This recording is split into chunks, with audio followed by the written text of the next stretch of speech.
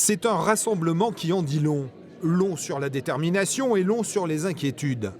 Parents d'élèves, enseignants, syndicats, tous veulent tirer la sonnette d'alarme avec pour point de départ la fermeture annoncée du groupe scolaire Jean Massé. Quand on vous annonce une fermeture d'un groupe d'établissements scolaires, c'est quand même inquiétant et non rassurant ni pour les enfants ni pour les parents. Puisque bon, le droit de l'éducation est pour tout le monde. Aujourd'hui, la maire de Guéret nous a affirmé que le groupe scolaire ne fermerait pas en 2023. Une annonce qui ne rassure pas pour autant les enseignants. La mairie a fait rétropédalage par rapport à la fermeture pour la rentrée de septembre, a priori.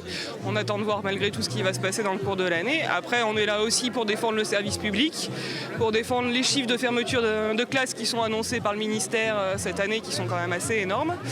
Et puis pour l'absence de remplacement qu'il y a et qui est une évidence, puisqu'on ne peut plus être remplacé quand on est absent. Le non-remplacement des enseignants.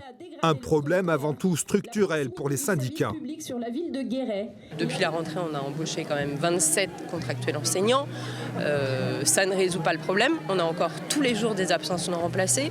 Là, on avait des écoles en fin de semaine, des écoles à 2 classes qui étaient fermées, des écoles à 4 classes dont 3 classes n'étaient pas remplacées. Enfin, c'est catastrophique, c'est vraiment catastrophique. Si le groupe scolaire Jean Massé de Guéret semble à court terme être sauvé, c'est de façon beaucoup plus générale un malaise profond dans l'éducation nationale que les 200 manifestants ont souhaité exprimer.